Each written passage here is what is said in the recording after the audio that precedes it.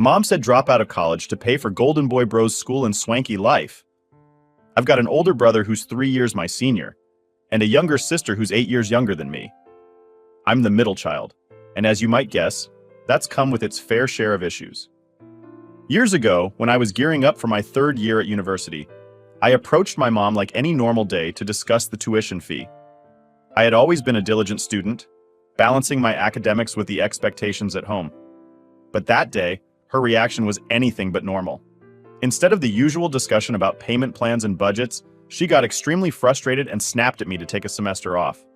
This suggestion blindsided me. We ended up in a heated argument where she finally spilled the beans.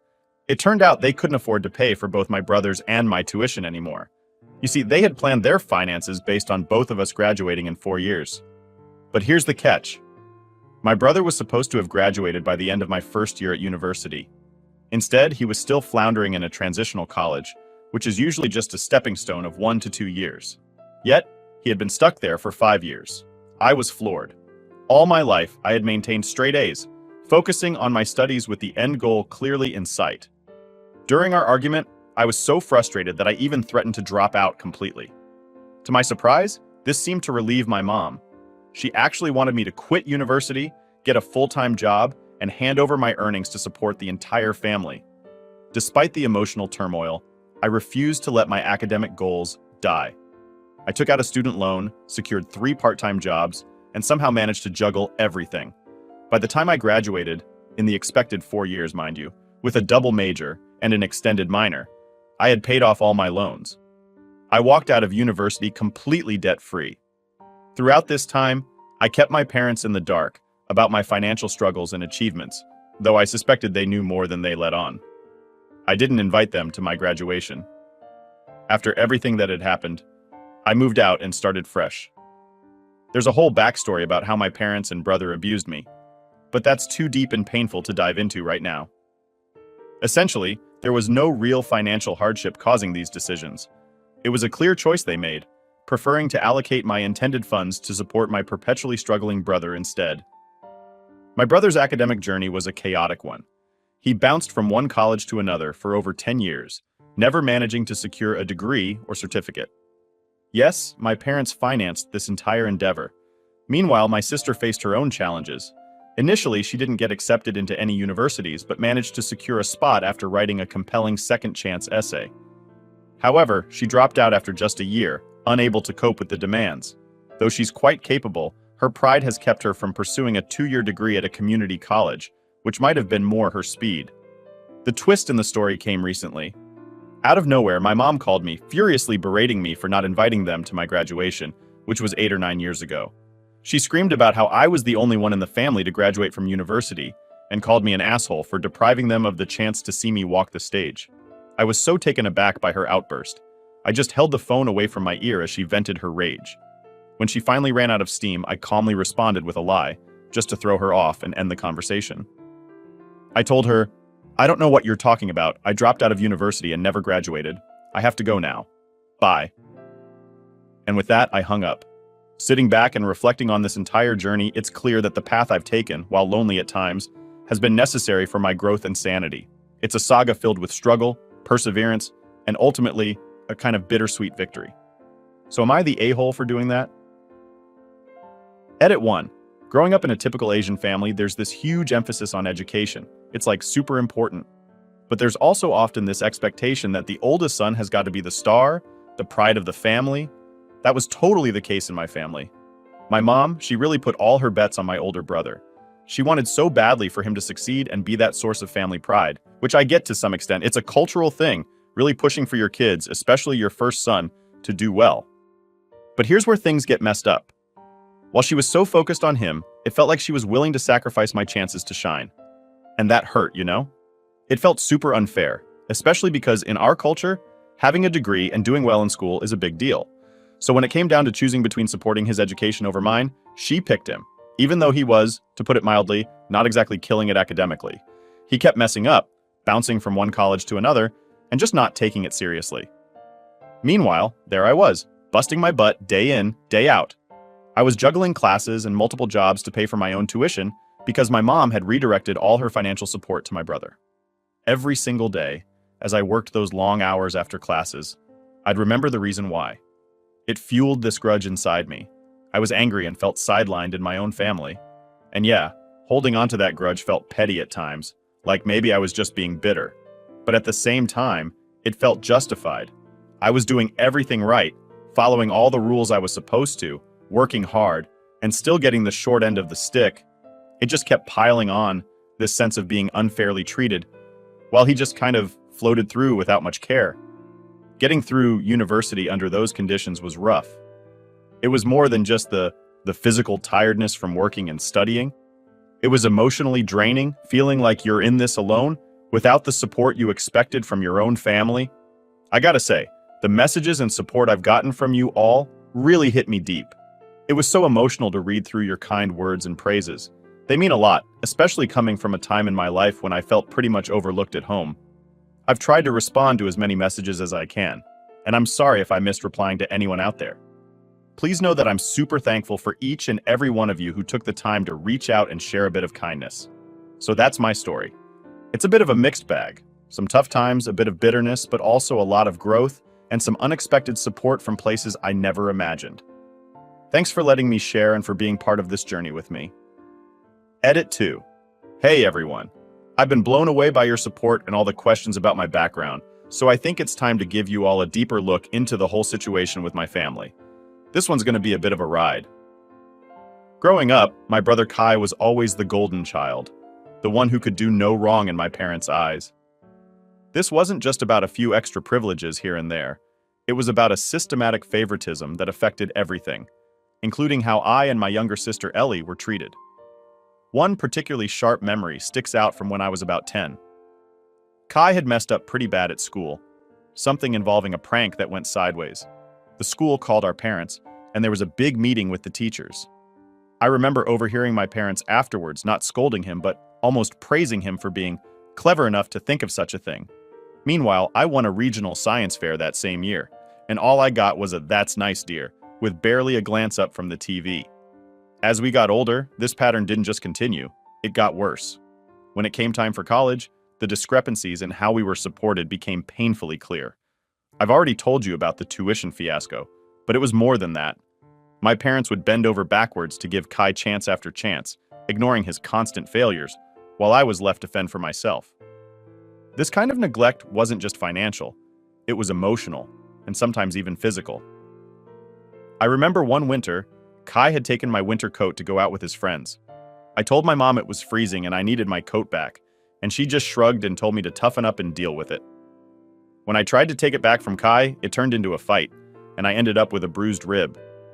My parents blamed me for the altercation, saying I needed to learn to share and not be so selfish.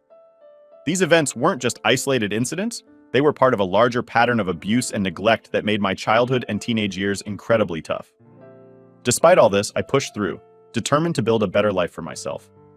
Now, fast forward to the present, and things are still complicated. My parents have started reaching out more, especially since I've established a stable career, and Kai's prospects have dimmed considerably. They seem to want to mend fences, but it's hard to forget all those years of being second best or even invisible in their eyes. Now for the top comments before the updates. Not the a-hole. My heart hurts for you, Opie. I'm so sorry your parents didn't fairly value your achievements while they were busy changing an unrealistic dream about your brother. Parents are not supposed to have favorites, and being so blatant about it has had major consequences for you. I just hope you come to feel that you don't have to hide your degree because you worked so hard to get it, even in the face of pretty extreme odds. And you did it all by yourself. I hope you get to a place where you can reduce contact with them for your peace of mind. After you took charge of your own future, you owed your family nothing, especially if they abused you growing up. Congrats, Opie, on your achievements. You should be proud of yourself if you've distanced yourself from them. I would say that they are trying to get back into your good books because you seem to be the only successful child. Ignore them. They don't deserve you. I didn't realize there was a culture thing involved. I can see more now how she had such high hopes for her son. However, as you said, your track record was a lot better, and she should have been able to predict that you would be her best shot at graduating and fulfilling that pride she wanted. You absolutely have no reason to feel bad for being petty. In fact, I don't even really see it as being petty. You were genuinely hurt by their action, and so didn't want them at your graduation. The fact that so much time has passed and she's now taking it out on you, suggests that potentially she's feeling a bit of guilt, not the whole. And while I come from a different cultural and family background from what I've seen in your replies to comments, I had a similar experience with my mother. She insisted I focus on my studies and not get a part-time job, and then threatened to cut my funding multiple times over petty disagreements. I'm graduating in August, made it through with student loans and financial support from my dad. Last month, my mom was asking about when I graduate and said, "You'd better invite me to your graduation." Thanks to that which shall not be named, I'm not having an official graduation, but I'm not inviting her to the mini celebration I'm planning to have instead. Update 1. It's just another ordinary Tuesday evening. I'm at home, juggling the usual, preparing dinner while keeping an eye on my energetic toddler. The last rays of the sun are fading, and the kitchen is filled with the warm aroma of spaghetti sauce when my phone vibrates on the counter. I glance at the caller ID. It's Mom. Taking a deep breath, I brace myself and answer, "Hey Mom, what's up?" Without missing a beat, she dives right in. "Your brother's starting his own business, and he needs some financial help. It's time you contributed." I'm taken aback. "A business? What kind of business? And why am I hearing this from you and not him?" "He's been really busy getting everything planned out. Look, we're family, and helping each other is what we should be doing," she replies, her tone indicating this wasn't up for debate. Pausing, I stir the spaghetti sauce, buying some time to think. "Mom, I've got a lot on my plate right now.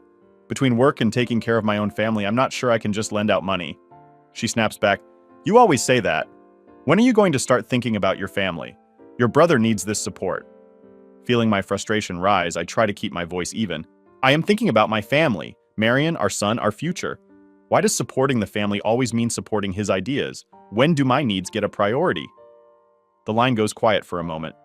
Then she says, "You're being selfish, always thinking about yourself. Your brother needs this more than you right now."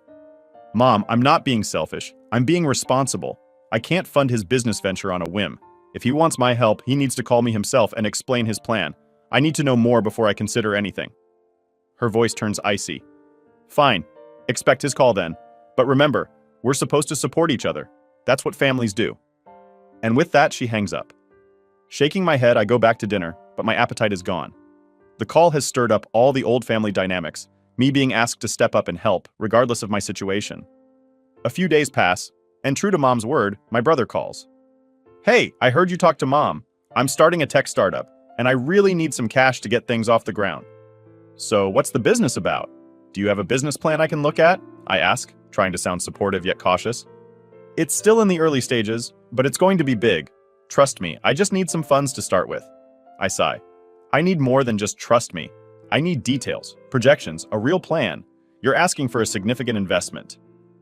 He gets defensive. "I knew you wouldn't believe in me. Everyone else thinks it's a great idea." "Believing in you isn't the issue," I reply.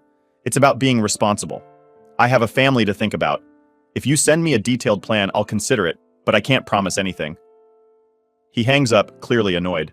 I'm left feeling drained, torn between family loyalty and the need to protect my own family's future.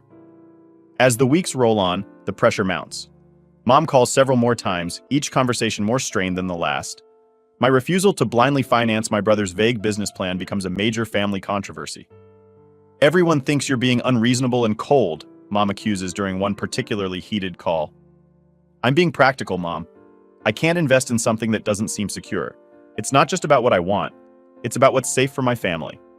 She doesn't take it well. "Your brother could use your support. Remember, family first." This mantra, family first, has always been skewed in favor of supporting whatever my brother wants. It's a cycle I know all too well.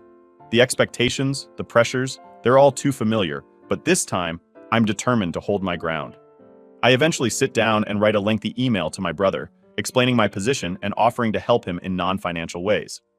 I suggest resources, offer to review his business plan, and give him advice on securing funding from more appropriate channels. Days turn into weeks, and the tension doesn't ease. Mom's calls become less frequent but more accusatory. I start to wonder if I'm indeed being too harsh, but a chat with Marion reassures me. "You're doing the right thing," she says. "You have to protect our little family too." In the midst of all this, I realize that standing up for my own family's stability might mean challenging the old family dynamics. It's a tough realization, fraught with guilt and conflict, but necessary for our future.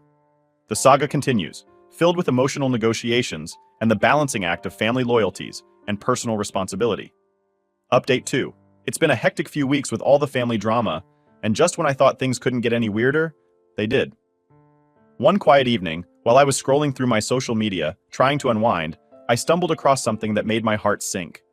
There was a photo of my brother at some fancy club, popping champagne and living at large with his girlfriend. The caption? Living the dream with my love, #luxury life. This didn't sit right with me at all, considering he was supposedly scrambling for cash. I decided to dig a little deeper, calling a few friends who were closer to him to see if they could shed some light on things. What I found out was a real shocker. My brother wasn't starting any business. He was deep in debt from trying to keep up with a lifestyle he couldn't afford. He'd taken out loads of loans just to impress his girlfriend and his friends, and now he was in trouble. Armed with this info, I knew I had to confront Mom. I picked up the phone, my hands actually shaking a bit because I was so nervous about how this was going to go down. "Mom," I started, trying to keep my voice steady, "I found out about the debt. Why did you tell me it was for a business?" There was a long pause on the other end. I could almost hear her weighing her words. Finally, she replied, her voice tired and resigned. "Yes, I knew about the loans, but your brother is in a tough spot. His girlfriend will leave him if he doesn't take her on a fancy vacation to Europe. We can't let him lose her too." I couldn't believe what I was hearing. "Mom, you want me to pay for his vacation? To help him keep a girlfriend who only wants him for his money? This is insane." She sighed deeply. "I know it sounds bad, but he's your brother. He needs help. Can't you just help this one time?" "Helping him, just this time, has been happening all my life, Mom. It's always about saving him. When does it stop?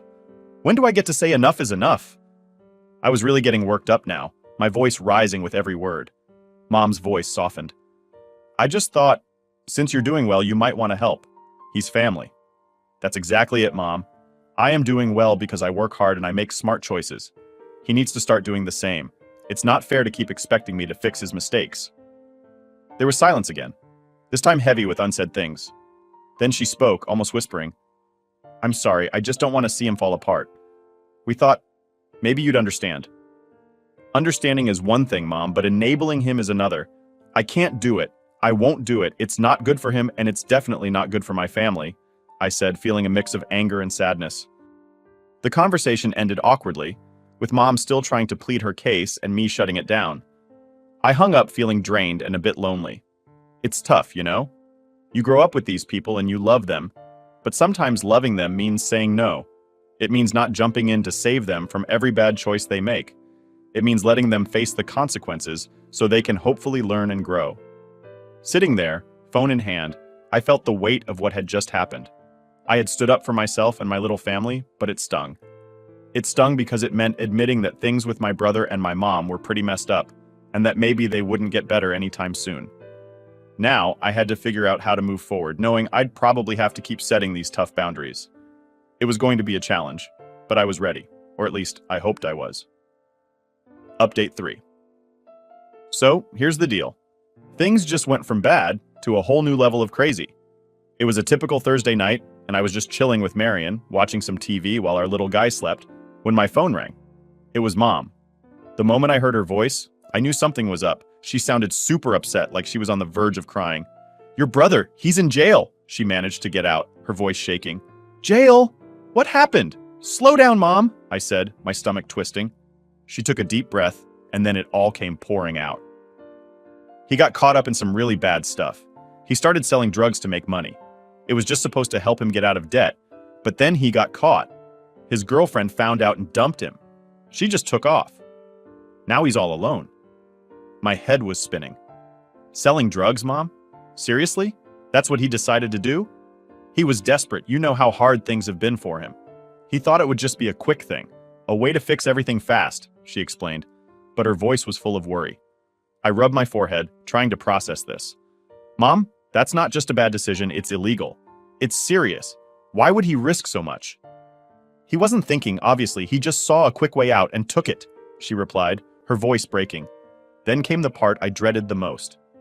"I need you to help him. We have to get him a lawyer. Get him out of this. He's your brother. We can't just leave him there." I felt a mix of anger and sadness. "Mom, do you hear what you're asking me? He chose to sell drugs. He put himself in this position. Getting a lawyer, getting involved in this mess, it's not just helping, it's enabling him. I can't keep fixing his mistakes." "But he's family. And family sticks together, she insisted, her voice full of desperation. Sticking together and fixing reckless mistakes are two different things, Mom. What he did could land him in prison for years, and what about Marion and our son? I can't risk our family's future like this, I said, trying to stay firm. Her crying got louder. Please, I'm begging you. If we don't help him, who will? He's scared and alone. It tore me apart to hear her like this.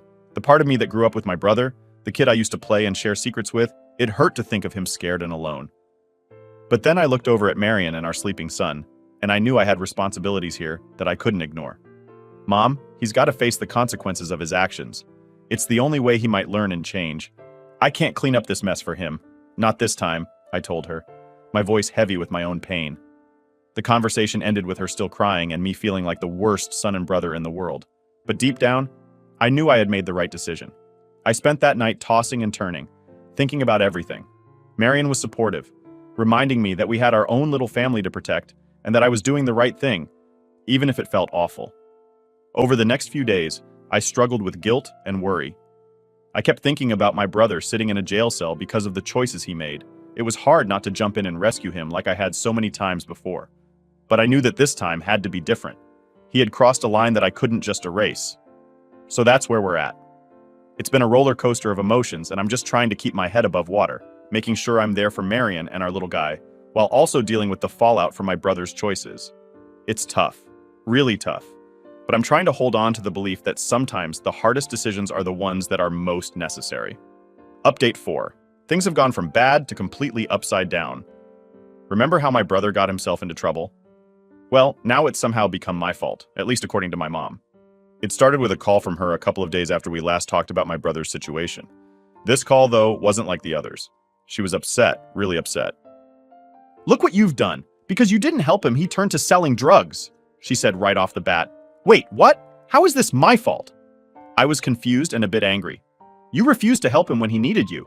If you had just lent him that money, none of this would have happened. He felt like he had no other choice," she shot back. I couldn't believe what I was hearing. "Mom, that's not fair. Selling drugs was his choice, not mine. I can't be blamed for his decisions." "Well, you might as well have pushed him into it. You knew he was desperate." Her voice was rising, full of blame. "That's really low, Mom. I've always tried to be there for him within reason. But supporting him financially when he's been irresponsible is something I can't do. I have Marion and our son to think about," I tried to explain, hoping she'd see reason. "Oh, so it's just about your little family now? What about your brother, your own flesh and blood?" There was a bitterness in her tone that I hadn't heard before. Before I could respond, she continued, "And just so you know, I've told everyone about how you refused to help him. They all know what kind of person you are now." "You're telling the whole family? Mom, why are you trying to turn everyone against me?" I asked, shocked by her actions. "Because they need to know the truth. Maybe if you feel a bit of what your brother is feeling, you'll understand," she said sharply, and then hung up. I was left staring at my phone, stunned. Over the next few days, my phone was buzzing, but not in a good way. Texts, some calls, and a bunch of social media messages popped up, all from family members throwing shade my way. They had taken Mom's side without even hearing mine. It felt like high school all over again, with rumors and sides being taken. Frustrated and feeling cornered, I reached out to my Aunt Lisa, hoping for at least one ally. "Aunt Lisa, have you heard what's going on?" I asked when she picked up. "Oh, honey, yes, I've heard. Your mom's been saying a lot, but you know I don't jump to conclusions." "What's your side?" she asked, her voice calm and steady. I took a deep breath and told her everything, from the supposed business investment to the truth about the debts, and now the drug dealing. "I just couldn't support his illegal activities, Aunt Lisa. I have my own family to protect." Aunt Lisa sighed. "I understand, darling. It's a tough spot, but you're doing what you think is best for your family, and I respect that.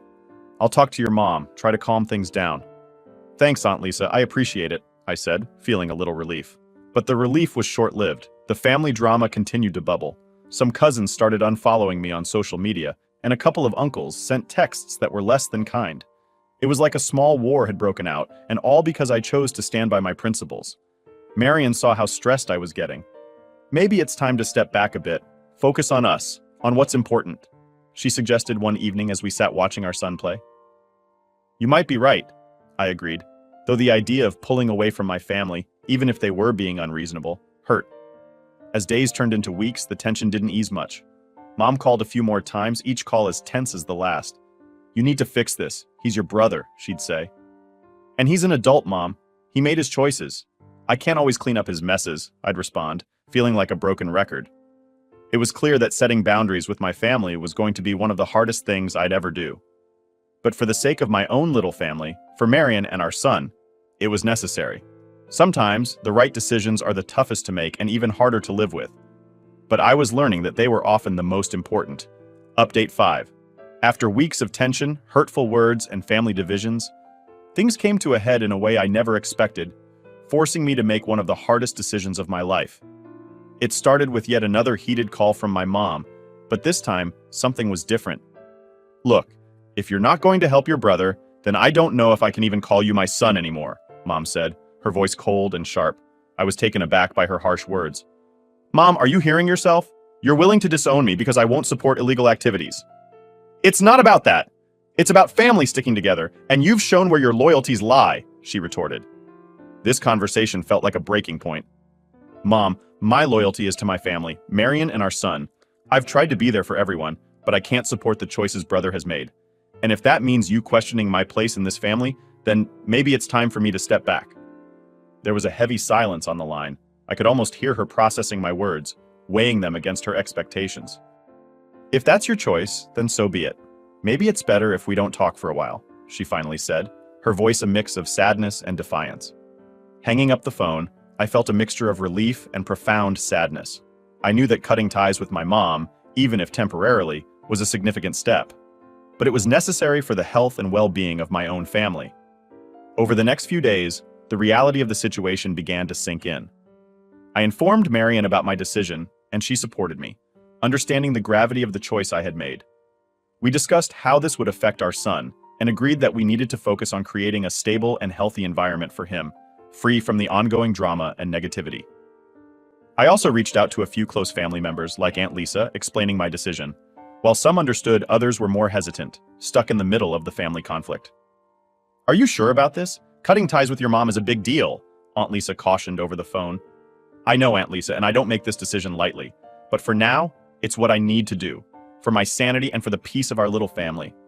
I hope with time, things might change, and we can find a way to reconnect on healthier terms," I explained, my voice steady but full of emotion. As the weeks turned into months, the space and distance from the immediate family drama allowed Marion and me to focus on our son and our future. We started planning for his upcoming birthday, focusing on the joys of our little family unit. Through all of this, I learned a tough lesson about boundaries and the complex nature of family loyalty. It was not an easy path, but it was necessary. And while I hoped that one day things could be mended, I knew that any future relationship with my mom would need to be built on mutual respect and understanding, with clear boundaries that protect the well-being of my own family. So that's where I'm at now. It's not the easiest of times, but sometimes, the right decisions are the toughest ones to make. Here's hoping for a future where things can be a little brighter, and family ties can be healed in a way that's healthy and positive for everyone involved.